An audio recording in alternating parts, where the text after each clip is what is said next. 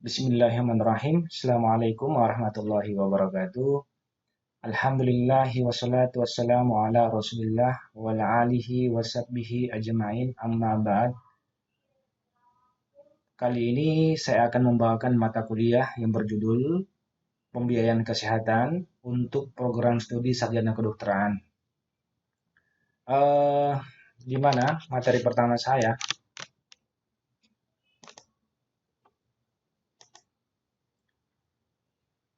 Itu adalah kita bermula dari definisi.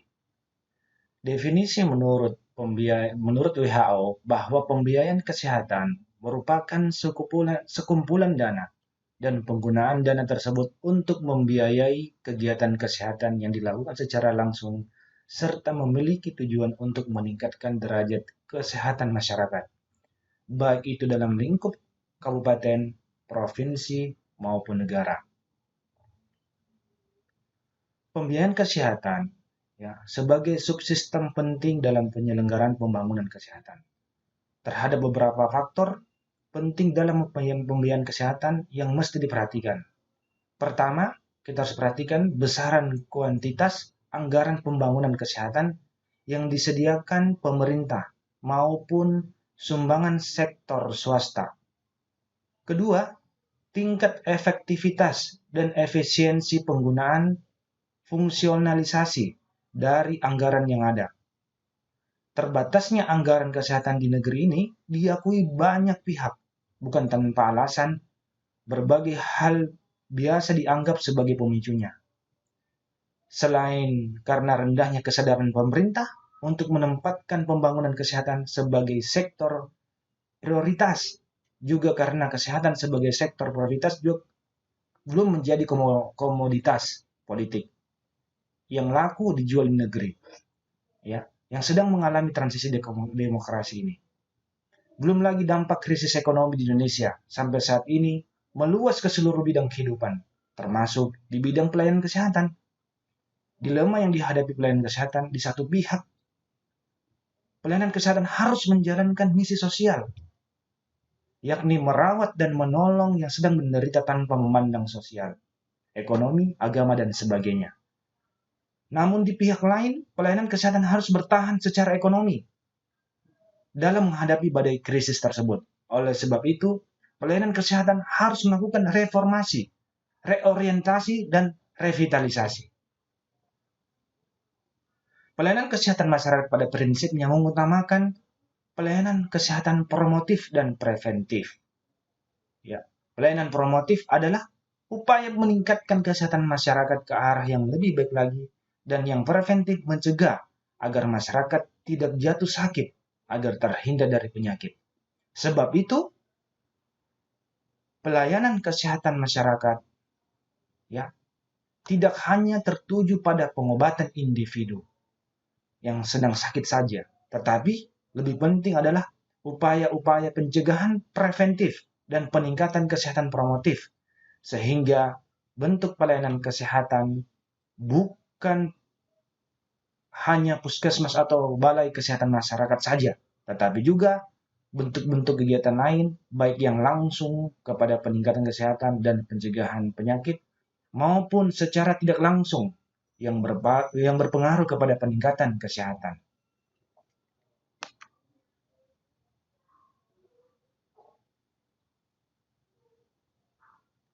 Kalau kita melihat ini adalah landasan pembiayaan kesehatan di Indonesia.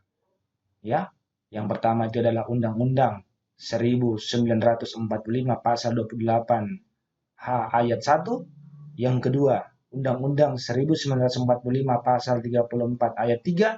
Dan yang ketiga, Undang-Undang nomor 40 tahun 2004.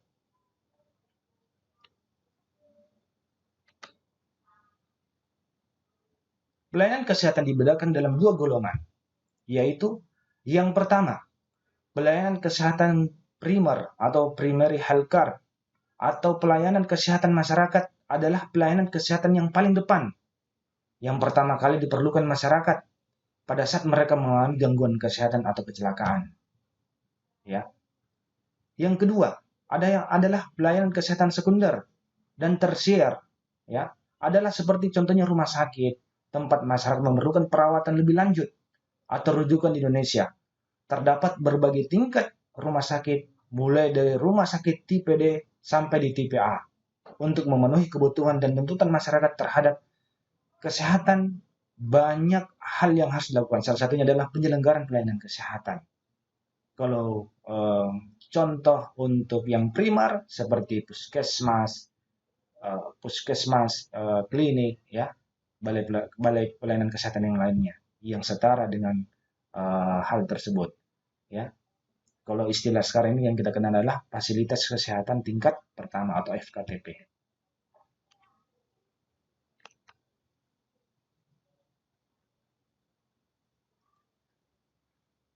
Kita harus mengetahui ada beberapa syarat penyelenggaraan kesehatannya. Yang pertama adalah syaratnya itu harus available, ya, harus tersedia. Ya, harus tersedia. Yang kedua, itu dia harus komprehensif. Dia harus menyeluruh, ya. Tidak boleh hanya sebagian saja, ya. Dan pelayanan kesehatan tidak hanya fokus terhadap satu pelayanan saja. Contoh seumpamanya dia hanya melakukan kegiatan promotif preventif, tetapi tidak melakukan rehabilitatif sama kuratif, ya. Berkesinambungan, continuous, ya, berkesinambungan, integrated, ya, terpadu, appropriate, wajar, dan acceptable, ya, yang dapat diterima. Quality, ya, berkualitas, ya, bukan harus dijaga dia punya kualitasnya, bagaimana kualitas dari obat-obatannya, ya, alat kesehatannya, dan lain-lain. Ya, tercapai, accessible, serta terjangkau, affordable, ya, harus terjangkau. Karena sekarang ini banyak kita di Indonesia itu ada berbagai macam masyarakat, ya. Yang pertama menengah ke atas, yang kedua menengah ke bawah, dan miskin, ya. Dan itu harus kita membuat pelayanan kesehatan atau penyelenggaraan pelayanan kesehatan itu yang terjangkau. Bukan dari segi tempat saja, tetapi dari segi harga juga, ya. Karena kita ketahui bahwa sangat banyak daerah-daerah terpencil, ya, juga daerah terpencil yang belum mendapat, ya, pelayanan kesehatan.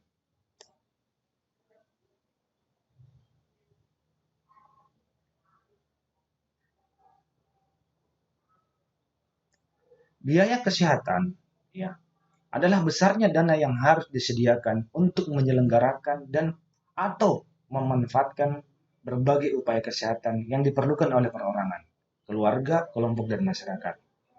Sistem pembiayaan kesehatan didefinisikan sebagai suatu sistem, ya, yang mengatur tentang besarnya alokasi dana yang harus disediakan untuk menyelenggarakan dan atau memanfaatkan berbagai upaya kesehatan yang diperlukan oleh perorangan, kelompok, dan masyarakat.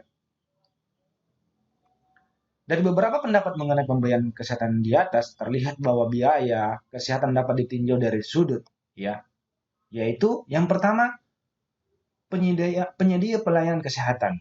Yang dimaksud adalah biaya kesehatan dari sudut penyedia pelayanan atau health provider. Adalah besarnya dana yang harus disediakan untuk dapat menyelenggarakan upaya kesehatan. Dengan pengertian seperti ini, tampak bahwa kesehatan dari sudut penyedia pelayanan adalah persoalan utama pemerintah dan ataupun pihak swasta, yakni pihak-pihak yang akan menyelenggarakan upaya kesehatan. Yang kedua, pemakai jasa pelayanan. Biaya kesehatan dari sudut pemakai atau jasa pelayanan, ya, atau biasa disebut health consumer, adalah besarnya dana yang harus disediakan untuk dapat memanfaatkan jasa pelayanan. Berbeda dengan pengertian pertama, maka biaya kesehatan di sini menjadi persoalan utama para pemakai jasa pelayanan dalam batas-batas tertentu. Pemerintah juga turut mempersoalkannya, yakni dalam rangka terjaminnya pemenuhan kebutuhan pelayanan kesehatan bagi masyarakat yang membutuhkannya. Dari batasan biaya kesehatan yang seperti ini, segera dipahami bahwa pengertian biaya kesehatan tidaklah sama antara penyedia pelayanan kesehatan health provider dengan pemakai jasa pelayanan kesehatan atau health consumer. Bagi penyedia pelayanan kesehatan, pengertian biaya kesehatan lebih menunjuk pada dana yang harus disediakan untuk dapat menyelenggarakan upaya kesehatan. Sedangkan bagi pemakai jasa pelayanan kesehatan, pengertian biaya kesehatan lebih menunjuk pada dana yang harus disediakan untuk dapat memanfaatkan upaya kesehatan. Sesuai dengan terdapatnya perbedaan pengertian yang seperti ini, tentu mudah diperkirakan bahwa besar dana yang dihitung sebagai biaya kesehatan tidaklah sama antara pemakai jasa pelayanan dengan penyedia pelayanan kesehatan. Besarnya dana bagi penyedia pelayanan lebih menunjuk pada seluruh biaya investasi atau biasa kita kenal dengan investment cost.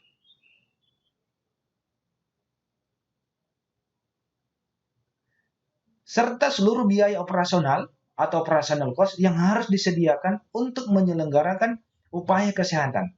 Sedangkan besarnya dana bagi pemakai jasa pelayanan lebih menunjuk pada jumlah uang yang harus dikeluarkan atau out of pocket untuk dapat memanfaatkan suatu upaya kesehatan.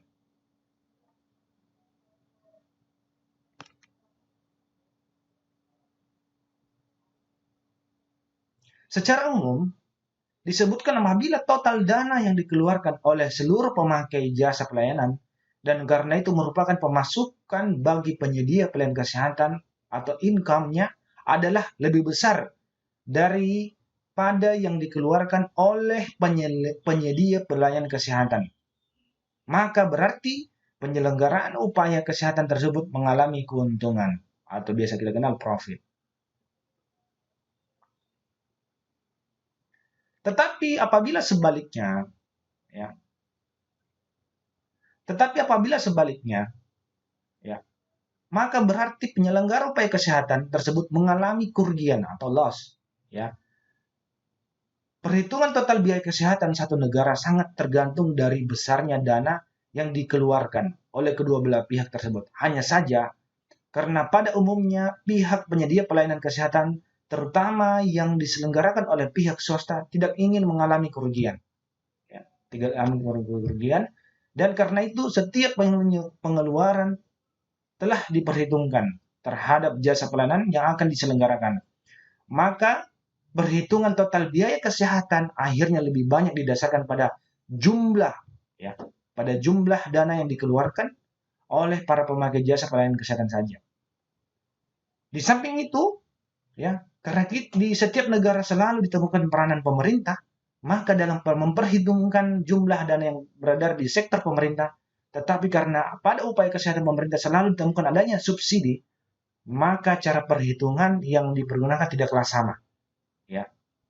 Total biaya kesehatan dari sektor pemerintah tidak dihitung dari besarnya dana yang dikeluarkan oleh para pemakai jasa. Dan karena itu merupakan pendapatan income pemerintah, melainkan dari besarnya dana yang dikeluarkan oleh pemerintah untuk menyelenggarakan pelayanan kesehatan. Dari uraian ini menjadi jelaslah, ya, untuk dapat menghitung besarnya total biaya kesehatan yang berlaku di suatu negara, ada dua pedoman yang dipakai. Yang pertama, ya, besarnya dana yang dikeluarkan oleh para pemakai jasa pelayanan untuk sektor swasta. Yang kedua, besarnya dana yang dikeluarkan oleh para pemakai jasa pelayanan kesehatan untuk sektor pemerintah.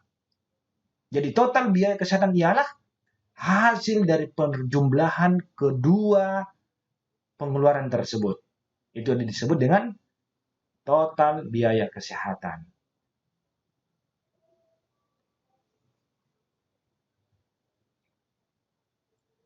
Jadi, pembiayaan kesehatan yang kuat, stabil, dan berkesinambungan memegang peranan yang amat vital untuk penyelenggaraan pelayanan kesehatan dalam rangka mencapai berbagai tujuan penting dari pembangunan kesehatan di suatu negara. Di antaranya adalah pemerataan pelayanan kesehatan dan akses atau equitable access to healthcare dan pelayanan yang berkualitas. Ya, oleh karena itu reformasi kebijakan kesehatan di suatu negara sekiranya memberikan fokus penting kepada kebijakan pembiayaan kesehatan untuk menjamin keselenggaranya, ya, kesegarannya pembiayaan kesehatan atau pembangunan kesehatan. Apa saja syarat pembiayaan kesehatan menurut pemerintah? Yang pertama adalah adanya adekuasi atau kecukupan. Yang kedua, equity, pemerataan. Yang ketiga, efisiensi dan effectiveness. Ya, jadi efektif dari pembiayaan kesehatan itu sendiri. Ini merupakan syarat pembiayaan kesehatan menurut Departemen Kesehatan, menurut pemerintah. Perencanaan dan pengaturan pembiayaan kesehatan yang memadai atau healthcare financing akan menolong pemerintah di suatu negara untuk dapat memobilisasi sumber-sumber pembiayaan kesehatan, mengalokasinya secara rasional, serta menggunakan secara efisien dan efektif. Kebijakan pembiayaan kesehatan yang mengutamakan pemerataan serta berpihak kepada masyarakat miskin, ya, akan mendorong tercapainya akses yang universal, ya, pada aspek yang lebih luas, ya, diyakini oleh pembiayaan kesehatan mempunyai kontribusi pada perkembangan sosial dan ekonomi. Pelayanan kesehatan itu sendiri pada akhir-akhir ini menjadi amat mahal, baik pada negara maju maupun pada negara berkembang. Penggunaan yang berlebihan dari pelayanan kesehatan dengan teknologi tinggi adalah salah satu penyebab utamanya.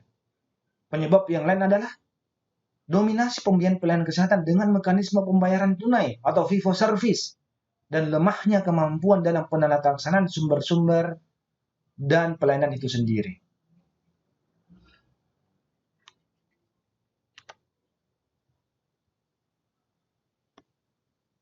Sebuah sistem pembiayaan pelayanan kesehatan haruslah bertujuan, ya. Untuk apa? Yang pertama sebagai risk spreading, di mana pembiayaan kesehatan harus mampu meratakan besaran risiko biaya sepanjang waktu, ya, sehingga besaran tersebut dapat terjangkau oleh setiap rumah tangga. Artinya, sebuah sistem pembiayaan harus mampu memprediksikan resiko kesakitan individu dan besarnya pembiayaan dalam jangka waktu tertentu. Misalnya 1 tahun, ya, atau beberapa tahun, atau sejak dicanangkan bahwa akan ditentukan besaran biayanya. Kemudian besaran biaya tersebut diratakan atau disebarkan dalam tiap bulan sehingga menjadi premi, ya, yang seperti yang kita alami sekarang, bahwa kita mendapatkan premi iuran, ya, bulanan yang terjangkau. Yang kedua adalah risk pooling. Beberapa jenis pelayanan kesehatan meskipun risikonya rendah dan tidak merata, yang dapat sangat mahal, misalnya hemodialisis, operasi spesialis jantung yang tidak dapat ditanggung oleh tabungan individu, ya, oleh tabungan individu. Jadi sistem pembiayaan harus mampu menghitung, ya, dengan mengakumulasi risiko sesuatu kesakitan dengan biaya yang mahal antara individu dalam satu komunitas dengan kelompok masyarakat dengan tingkat kebutuhan rendah, ya, yang tidak terjangkit sakit, tidak membutuhkan pelayanan kesehatan, dapat mensubsidi, ya, kelompok masyarakat yang membutuhkan pelayanan kesehatan.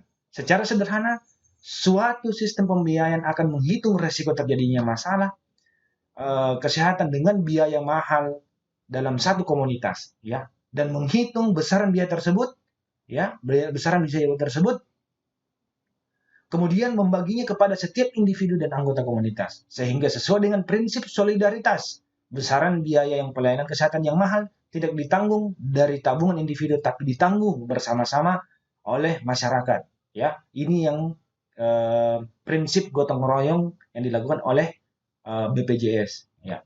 Yang ketiga adalah connection between ill health and poverty.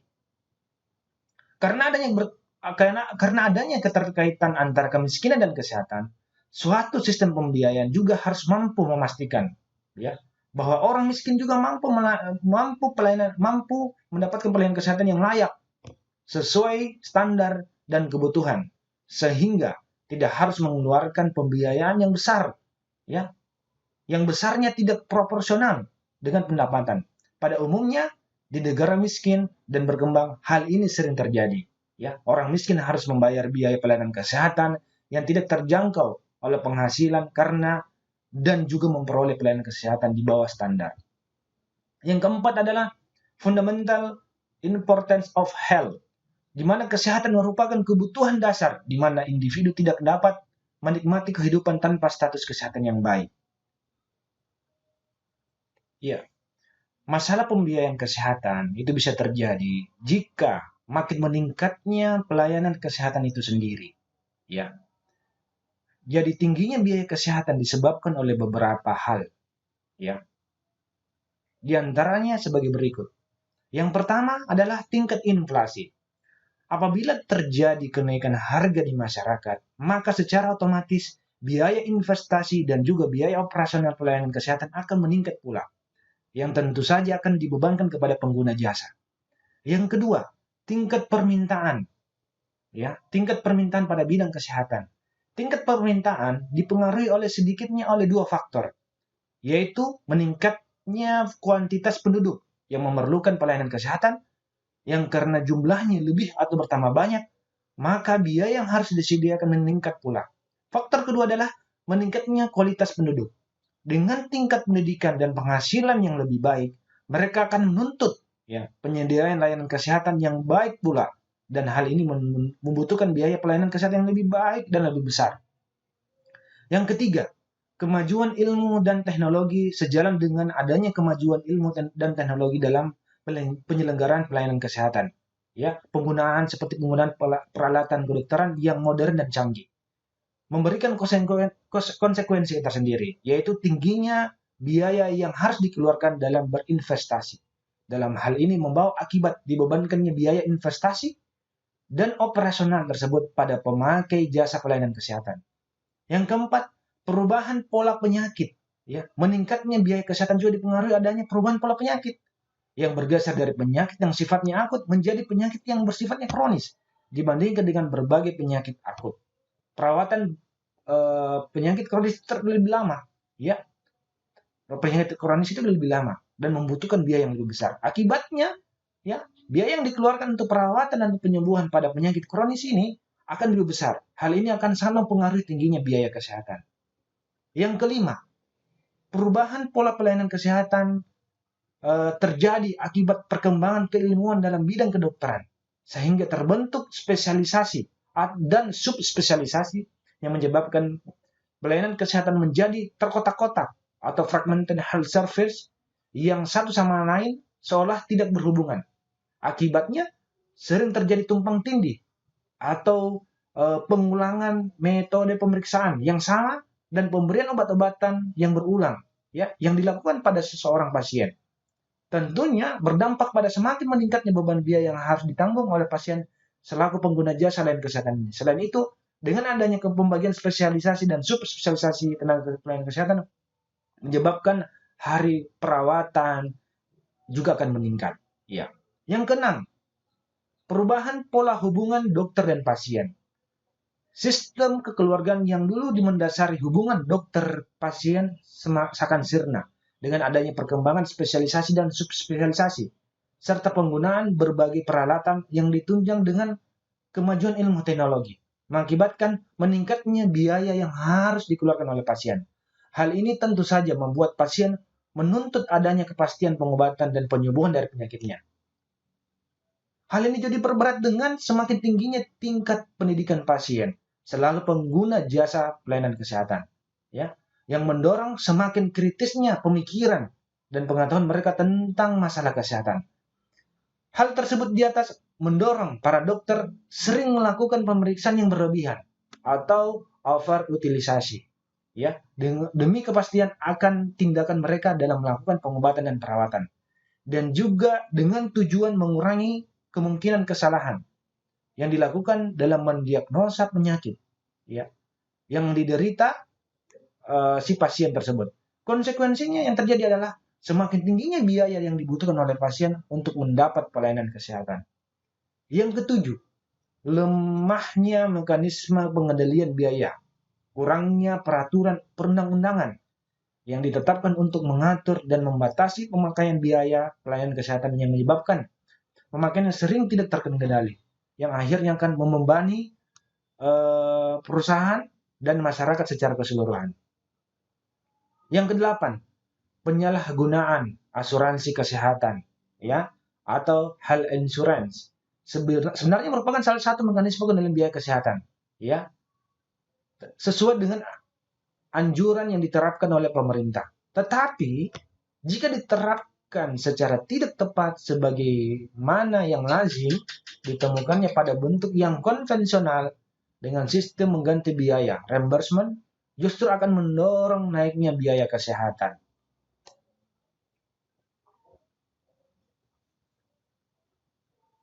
Ya, biaya kesehatan itu banyak macamnya, ya.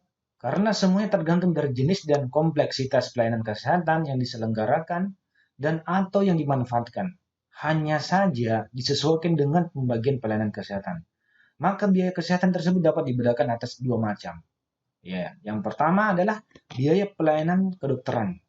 Biaya yang dimaksud adalah yang dibutuhkan untuk menyelenggarakan dan atau memanfaatkan pelayanan kedokteran, yakni yang tujuannya utamanya untuk mengobati penyakit serta memulihkan kesehatan penderita. Yang kedua, biaya pelayanan kesehatan masyarakat. Biaya yang dimaksud adalah yang dibutuhkan untuk menyelenggarakan dan atau memanfaatkan pelayanan kesehatan masyarakat, yaitu yang tujuannya utamanya untuk memelihara dan meningkatkan kesehatan serta untuk mencegah penyakit. Ya.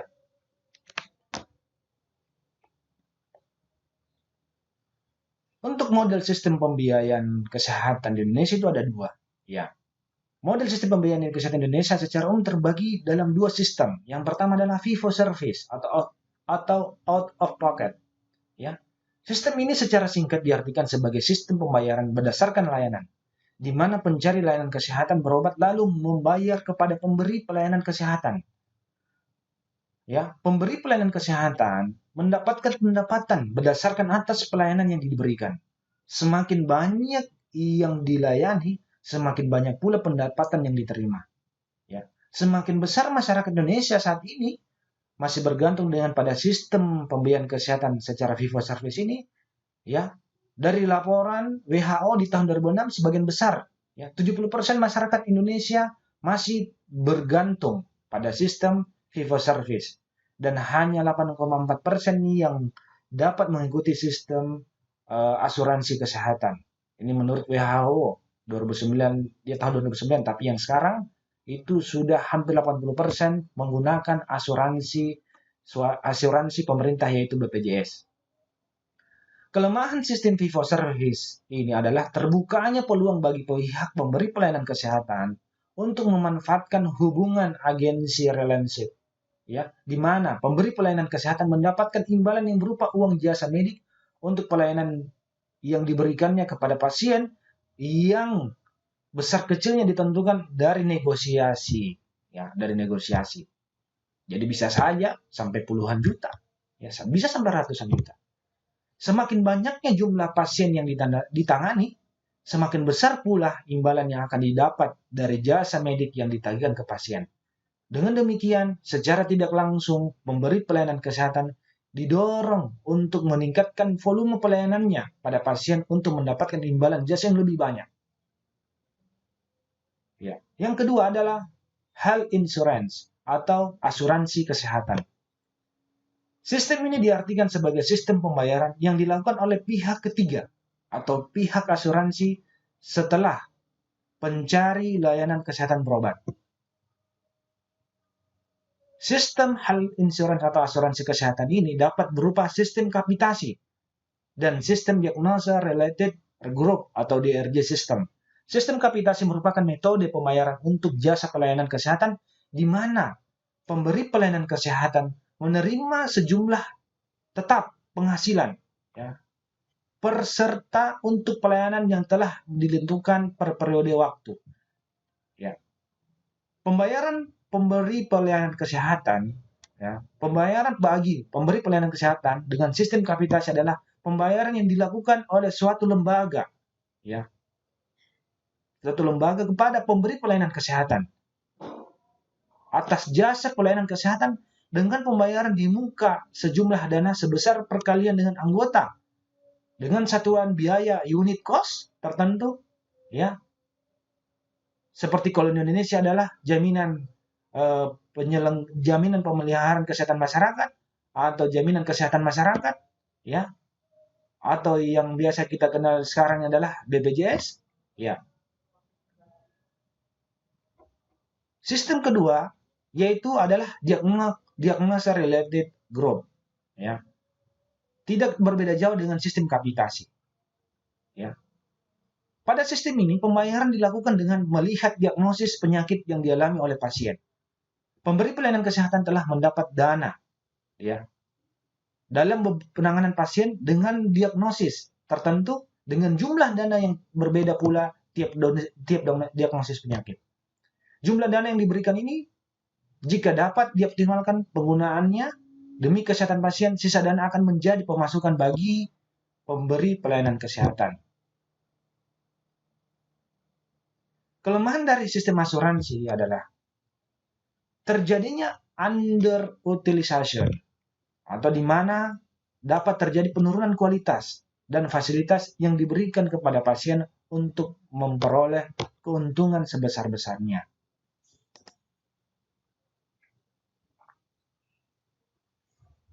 Ya, asuransi kesehatan. Ya, asuransi kesehatan di dunia itu ada beberapa. Yang pertama adalah Social Health Insurance model ini dirintis sejak Jerman di bawah Bismarck, ya, pada tahun 1982. Model inilah yang berkembang di negara-negara Eropa, Jepang, ya, pada tahun 1922, dan kemudian ke negara-negara Asia lainnya, yakni Filipina, Korea, dan Taiwan. Ya. Sedangkan yang kedua adalah komersial atau private health insurance. Model ini berkembang di Amerika Serikat, namun sistem ini gagal. Ya, kita dengar kemarin beritanya, ya, gagal mencapai cakupan 100% penduduk, atau gagal mencapai UHC, Universal Health Coverage. Sekitar 38% penduduk tidak tercakup dalam sistem. Selain itu, terjadi peningkatan biaya yang amat besar, ya, karena terbukanya peluang moral hazard. Ya. Yang terakhir, yang ketiga, yang terbaik ini adalah National Health Service yang dirintis pemerintah Inggris, ya, sejak usai Perang Dunia Kedua. Model ini juga membuka peluang cakupan 100% penduduk. Jadi dia sudah mencapai universal health coverage, ya. Sudah mencapai, ya. Sangat bagus ini di Inggris. Jadi kalau kita bercerita latar belakangnya ini asuransi kesehatan, itu diawali dengan hak tingkat hidup yang memadai untuk kesehatan dan kesejahteraan diri dan keluarga, merupakan hak asasi manusia dan yang diakui oleh segenap bangsa-bangsa di dunia, termasuk Indonesia. Ya, pengakuan itu tercantum dalam Deklarasi Perserikatan Bangsa-Bangsa tahun 1948 tentang hak asasi manusia. Pasal 25 ayat 1 deklarasi menyatakan setiap orang berhak atas derajat hidup yang memadai untuk kesehatan dan kesejahteraan dirinya dan keluarganya, termasuk hak atas pangan, pakaian, perumahan, dan perawatan kesehatan, serta pelayanan sosial yang diperlukan, dan berhak atas jaminan pada saat menganggur, menderita sakit, cacat, menjadi janda atau duda, mencapai usia lanjut, atau keadaan lainnya yang mengakibatkan kekurangan nafkah yang berada di luar kekuasaannya. Berdasarkan deklarasi tersebut, ya, pasca Perang Dunia Kedua, beberapa negara mengambil inisiatif untuk mengembangkan jaminan sosial, antara lain jaminan kesehatan bagi semua penduduk, atau biasa kita dengar adalah Universal Health Coverage. Dalam sidang ke-58 tahun 2005 di Jenewa, World Health Assembly atau WHA menggarisbawahi perlunya pengembangan sistem pembiayaan kesehatan yang menjamin, ya, tersedianya akses masyarakat terhadap pelayanan kesehatan dan memberikan perlindungan kepada mereka terhadap risiko keuangan. WHA ke-58 mengeluarkan resolusi yang menyatakan pembiayaan kesehatan yang berkelanjutan melalui UHC diselenggarakan melalui mekanisme asuransi kesehatan sosial. WHA juga menyarankan kepada WHO agar mendorong negara-negara anggota untuk mengevaluasi dampak perubahan sistem pembiayaan kesehatan terhadap pelayanan kesehatan ketika mereka bergerak menuju ke UHC. Di Indonesia, falsafah dan dasar negara Pancasila terutama sila kelima juga mengakui hak asasi warga atas kesehatan. Hak ini juga termaktub dalam Undang-Undang 45 pasal 28H dan pasal 34 yang kita sebutkan pertama tadi, dan diatur dalam Undang-Undang nomor 23 tahun 1992 yang kemudian diganti dengan Undang-Undang nomor 36 tahun 2009 tentang kesehatan. Dalam Undang-Undang 36 tahun 2009 ditegaskan bahwa setiap orang mempunyai hak yang sama dalam memperoleh akses atas sumber daya di bidang kesehatan dan memperoleh pelayanan kesehatan yang aman, bermutu dan terjangkau. Sebaliknya, setiap orang juga mempunyai kewajiban turut serta dalam program jaminan kesehatan sosial. Untuk mewujudkan komitmen global dan konstitusi di atas, pemerintah bertanggung jawab atas pelaksanaan jaminan kesehatan masyarakat melalui jaminan kesehatan nasional bagi kesehatan perorangan. Usaha ke arah itu sesungguhnya telah dirintis pemerintah dengan menyelenggarakan beberapa bentuk jaminan sosial di bidang kesehatan. Di antaranya adalah melalui PT Askes yang sebelumnya, Persero, dan PT Jam Sostek. Persero yang melayani antara lain pegawai negeri sipil, penerima pensiun, veteran, dan pegawai swasta untuk masyarakat miskin dan tidak mampu. Pemerintah juga memberikan jaminan melalui skema jaminan kesehatan masyarakat atau Jamkesmas dan jaminan kesehatan daerah atau Jamkesda yang kita dengar dahulu. Namun demikian, skema-skema tersebut masih terfragmentasi atau terbagi-bagi. Biaya kesehatan dan mutu pelayanan menjadi sulit terkendali.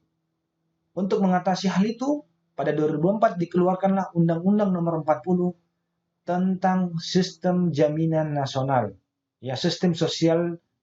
Sistem Jaminan Sosial Nasional atau SJSN.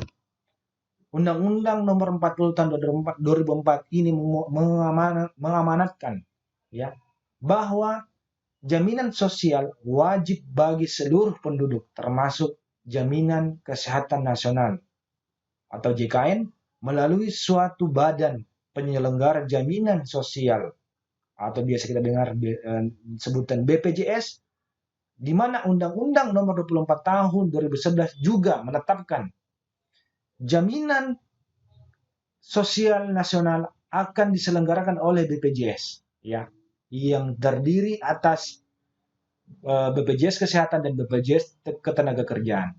Khususnya untuk jaminan kesehatan nasional atau JKN akan diselenggarakan oleh BPJS Kesehatan yang implementasinya dimulai 1 Januari 2014.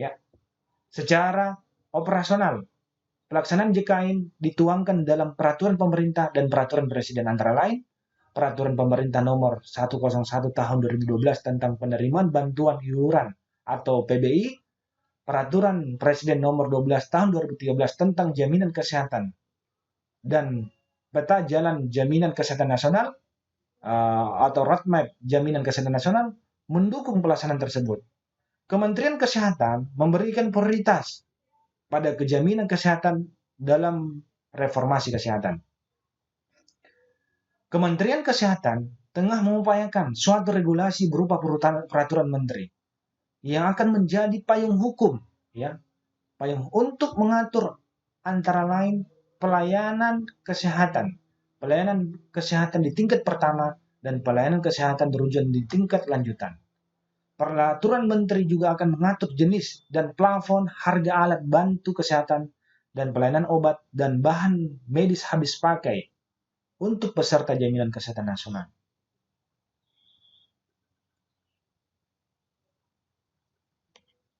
Kalau kita lihat dari beberapa pengertian asuransi kesehatan sosial, beberapa pengertian yang patut diketahui terkait dengan asuransi tersebut adalah yang pertama, asuransi sosial merupakan mekanisme pengumpulan iuran yang bersifat wajib dari peserta guna memberikan perlindungan kepada peserta atas risiko sosial ekonomi yang menimpa mereka dan atau anggota keluarganya. Yang kedua, sistem jaminan sosial nasional adalah tata cara penyelenggara program jaminan sosial oleh Badan Penyelenggara Jaminan Sosial BPJS Kesehatan dan BPJS Ketenagakerjaan. Yang ketiga, jaminan sosial adalah bentuk perlindungan sosial untuk menjamin seluruh rakyat agar dapat memenuhi kebutuhan dasar hidup yang layak. Dengan demikian, jaminan kesehatan nasional yang dikembangkan di Indonesia merupakan bagian dari sistem jaminan sosial nasional atau SJSN. Sistem jaminan sosial ini diselenggarakan melalui mekanisme asuransi kesehatan sosial yang bersifat wajib, mandatori, ya, berdasarkan Undang-Undang Nomor 40 Tahun 2004 tentang Sistem Jaminan Nasional, Sistem Jaminan Sosial Nasional. Tujuannya adalah agar semua penduduk Indonesia terlindungi dalam sistem asuransi sehingga mereka dapat memenuhi kebutuhan dasar kesehatan masyarakat yang layak.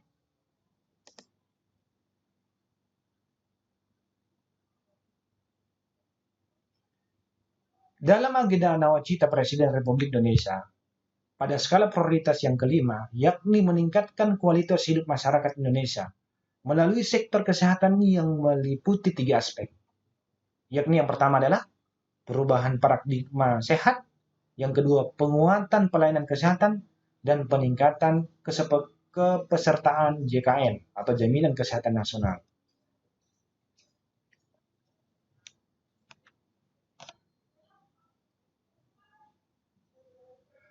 Prinsip-prinsip jaminan kesehatan nasional mengacu pada prinsip sistem jaminan sosial nasional atau SJSN sebagai berikut.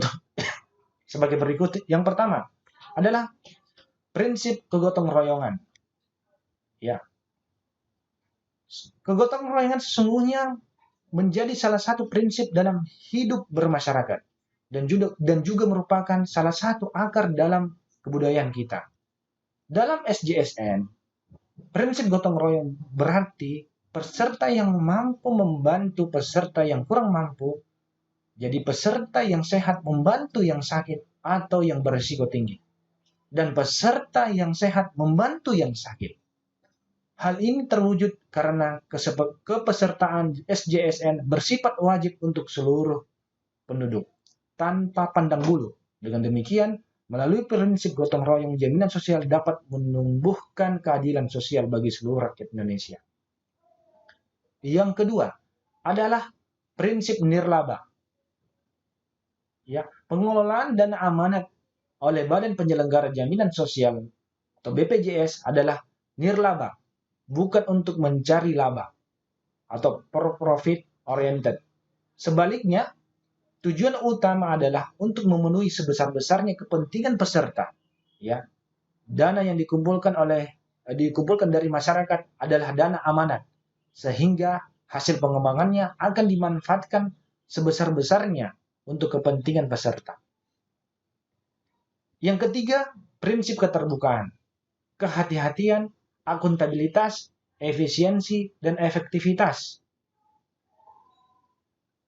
Ya, efektivitas, prinsip-prinsip manajemen ini mendasari seluruh kegiatan pengelolaan dana yang berasal dari iuran peserta dan hasil pengembangan. Selanjutnya adalah prinsip portabilitas. Ya, prinsip portabilitas adalah jaminan sosial yang dimaksudkan untuk memberikan jaminan yang berkelanjutan kepada peserta sekalipun mereka berpindah pekerjaan atau tempat tinggal dalam wilayah negara kesatuan Republik Indonesia. Selanjutnya adalah prinsip kepesertaan, di mana bersifat wajib. ya, kepesertaan bersifat wajib dimaksudkan agar seluruh rakyat menjadi peserta sehingga dapat terlindungi. Meskipun kepesertaan bersifat wajib bagi seluruh rakyat, penerapannya tetap disesuaikan dengan kemampuan ekonomi rakyat dan pemerintah serta kelayakan penyelenggaraan program. Tahapan pertama dimulai dari pekerja di sektor formal, ya, bersamaan dengan itu sektor informal dapat menjadi peserta secara mandiri, sehingga pada akhirnya sistem jaminan sosial nasional dapat mencakup seluruh rakyat. Selanjutnya adalah prinsip dana amanat. Dana yang terkumpul dari iuran peserta merupakan dana titipan kepada badan-badan penyelenggara untuk dikelola sebaik-baiknya dalam rangka mengoptimalkan dana tersebut untuk kesejahteraan peserta. Yang terakhir adalah prinsip hasil pengolahan dana jaminan sosial dipergunakan seluruhnya untuk pengembangan program dan untuk sebesar-besar kepentingan peserta. Ya, berikut adalah beberapa perbedaan asuransi sosial dan komersial. Kalau sosial, untuk kepesertaannya wajib bagi seluruh penduduk. Harus 100% wajib. Sedangkan untuk yang komersial, kepesertaannya itu sukarela. Ya, berdasarkan kemampuan dari peserta tersebut, apakah dia mampu membayar preminya. Dan untuk sosial, dia bersifat non-profit, ya, non-profit. Tidak ada keuntungan, bersifat sosial. Sedangkan komersial, dia ada memperhitungkan keuntungan. Dan yang ketiga, manfaatnya. Manfaatnya itu untuk sosial, itu secara komprehensif keseluruhan. Jadi kalau seumpamanya dia terkena penyakit yang kronis, ya walaupun dia membayar murah atau menerima bantuan dari pemerintah, ya dia akan mendapatkan seluruh pelayanan kesehatan. Sedangkan kalau komersial tidak seperti itu. Dia sesuai dari manfaatnya itu sesuai dengan premi yang dia bayarkan.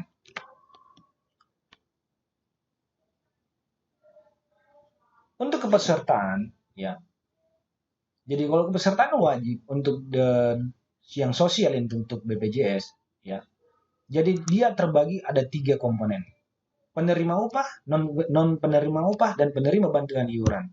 Kalau penerima upah, iurannya harus dibayarkan oleh dari pekerja dan pemberi pekerja. Sedangkan non penerima upah itu dibayarkan berdasarkan kelompok, keluarga, atau individu. Sedangkan penerima bantuan iuran itu dibayarkan iuran oleh pemerintah, ditanggung oleh pemerintah. Beberapa pengertian terkait pekerja penerima upah. Yang pertama adalah dia adalah pegawai negeri sipil atau PNS. Yang kedua, dia anggota TNI. Yang ketiga, anggota Polri. Selanjutnya pejabat negara. Setelah itu pegawai pemerintah non pegawai negeri dan pegawai swasta. Dan yang terakhir pekerja yang tidak termasuk di atas tetapi menerima upah. Bagaimana pembiayaannya? Iuran jaminan kesehatan sejumlah uang yang dibayarkan secara teratur oleh peserta atau pemberi kerja dan atau pemerintah untuk program jaminan kesehatan menurut Peraturan Presiden Nomor 12 Tahun 2013 tentang jaminan kesehatan. Yang kedua, peserta penerima bantuan pemerintah atau jaminan kesehatan dibayarkan oleh pemerintah. Ya. Peserta pekerja penerima upah dibayar oleh pemberi pekerja dan pekerja. Seperti PNS tadi, ya, anggota Polri, TNI, dan lain-lain. Sedangkan iuran jaminan kesehatan bagi peserta pekerja bukan penerima upah dan peserta bukan pekerja dibayar oleh peserta yang bersangkutan. Ini biasanya adalah peserta mandiri. Cara pembayaran fasilitas kesehatannya ada beberapa metode. Yang pertama, BPJS Kesehatan membayar kepada fasilitas kesehatan tingkat pertama dengan kapitasi. Ya, dengan kapitasi. Contoh, ya, di suatu puskesmas atau klinik bekerja sama dengan BPJS Kesehatan itu mendapatkan kapitasi setiap bulannya itu sekitar 30 juta untuk beberapa kepala keluarga seperti itu atau beberapa kepesertaan. Yang kedua, Sedangkan untuk fasilitas kesehatan rujukan tingkat lanjutan atau seperti rumah sakit, BPJS membayar dengan cara INACBGIS, ya INACBGIS. Ada codingnya, ya berdasarkan coding diagnosa. Kalau seumpamanya seperti tifoid, ada dia punya codingnya dan coding tersebut mengeluarkan jumlah, ya jumlah harganya. Ya itu yang dibayarkan oleh ke pihak fasilitas kesehatan terujukan tingkat lanjutan seperti rumah sakit. Yang ketiga, jika di suatu daerah tidak memungkinkan pembayaran berdasarkan kapitasi, BPJS Kesehatan diberi wewenang untuk melakukan pembayaran dengan mekanisme lain yang lebih berhasil. Setiap negara ya harus mencapai universal health coverage. Apa itu universal health coverage atau UHC? UHC adalah menjamin semua orang mempunyai akses kepada layanan kesehatan promotif, preventif, kuratif, dan rehabilitatif yang dibutuhkan dengan mutu yang memadai sehingga efektif. Di samping menjamin pula bahwa layanan tersebut tidak menimbulkan kesulitan finansial penggunanya. Menurut WHO, negara-negara yang mencapai UHC atau Universal Health Coverage dengan berbagai cara dan sistem kesehatan. Meskipun demikian, cara menuju UHC secara teratur memiliki 3 aspek. Yang pertama adalah proses politik yang didorong oleh berbagai kekuatan sosial untuk membuat program dan peraturan yang memperluas akses ke pelayanan kesehatan publik, meningkatkan ekuitas dan tempat penampungan atau pooling untuk resiko keuangan. Yang kedua adalah pertumbuhan pendapatan yang diiringi naiknya anggaran kesehatan bertujuan membeli layanan kesehatan yang lebih dengan mencakup lebih banyak orang. Dan yang ketiga adalah peningkatan porsi belanja kesehatan yang dikumpulkan dibandingkan dengan membayar sendiri out of pocket untuk oleh pribadi, rumah tangga, atau individu. Pengumpulan dana ini dimobilisasi sebagai pajak dan disalurkan oleh pemerintah dengan menyediakan atau mensubsidi pelayanan kesehatan. Dalam kasus lainnya, dimobilisasi dalam bentuk kontribusi untuk skema asuransi wajib.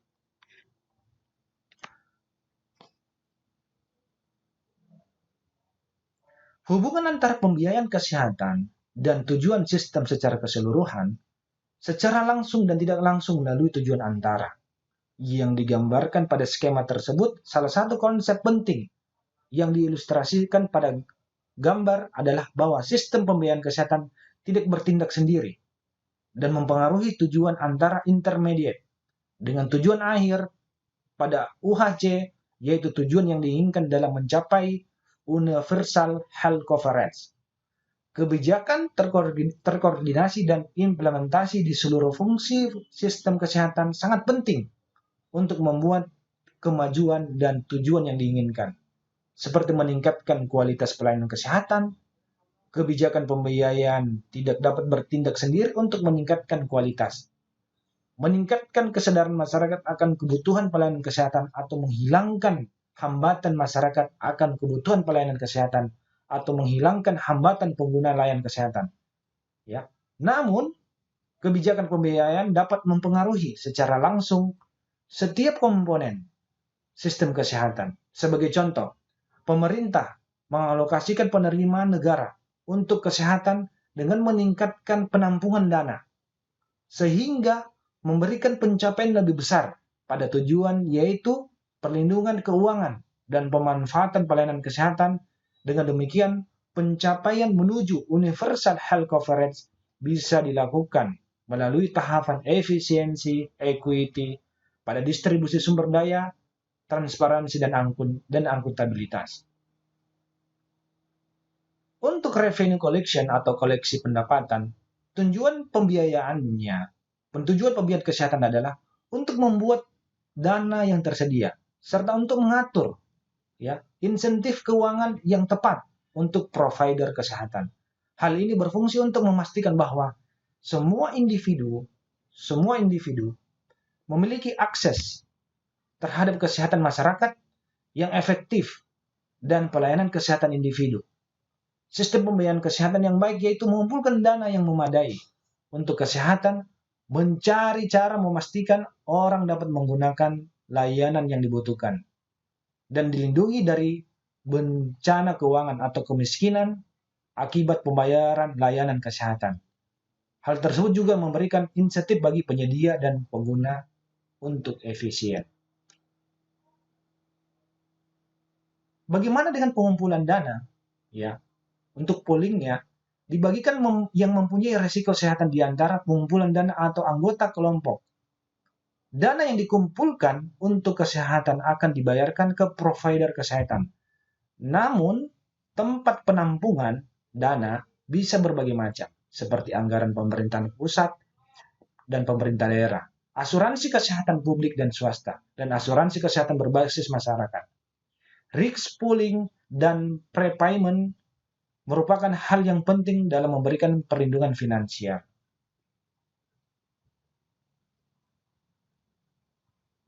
Pada skema di atas menjelaskan sumber pembiayaan dari pemerintah, dari pajak juga digunakan untuk mendukung ya pelayanan kesehatan masyarakat. Ada dua mekanisme atau pooling penggunaan sumber pembiayaan dari pajak. Pertama, dipergunakan untuk pelayanan kesehatan masyarakat melalui kesehatan dengan program dan kegiatan sektor kesehatan. Yang kedua, melalui skema asuransi kesehatan. Untuk purchasing, ya, memiliki 3 komponen utama, yaitu alokasi sumber daya, ya, paket manfaat, dan mekanisme pembayaran provider. Di mana pembelian itu ya mengacu pada proses dialokasikan untuk penyedia layanan kesehatan untuk mendapatkan pelayanan kesehatan atas nama penduduk atau masyarakat untuk menghubungkan kebutuhan pelayanan kesehatan dan prioritas untuk alokasi sumber daya keuangan berbagai intervensi pelayanan kesehatan. Pembelian layanan kesehatan bisa strategis atau pasif. Ya, pembelian strategis terkait dengan usaha terus-menerus untuk mencari jalan yang terbaik untuk memaksimalkan kinerja sistem kesehatan dengan memutuskan apa yang harus dibeli, bagaimana caranya dibeli, dan siapa penyedia layanan tersebut. Sementara pembelian pasif terjadi dengan mengikuti anggaran yang telah ditentukan atau hanya membayar tagihan ketika sudah ada bentuknya. Pembelian strategis dapat meningkatkan kinerja sistem kesehatan dengan mengedepankan kualitas, efisiensi, pemerataan, dan responsif terhadap penyedia pelayanan kesehatan, dan dengan demikian hal ini dapat mendorong tercapainya UHC 100%, Universal Health Coverage.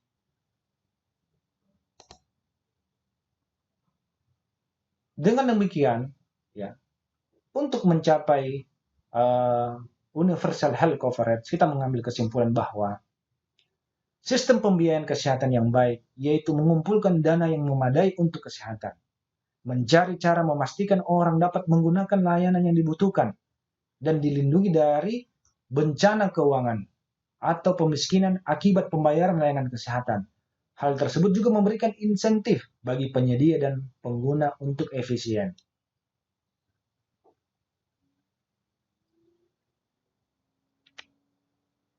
Terakhir, ini sebagai penutup, ya, dari perspektif Islamnya, kita melihat bahwa dari sebuah ayat, ya, kita ditekankan untuk tolong menolong, ya. Apa ayatnya itu? Dari surat Al-Maidah ayat 2, wa ta'awanu 'alal birri wat taqwa wa la ta'awanu 'alal itsmi wal udwan wattaqullaha innallaha syadidul iqab. Dan tolong menolonglah kamu dalam mengerjakan kebajikan dan takwa, dan jangan tolong menolong dalam berbuat dosa dan pelanggaran. Dan bertakwalah kamu kepada Allah, sesungguhnya Allah amat berat siksanya. Terima kasih atas perhatiannya. Subhanakallahumma bihamdika asyhadu an la ilaha illa anta astaghfiruka wa atubu ilaik.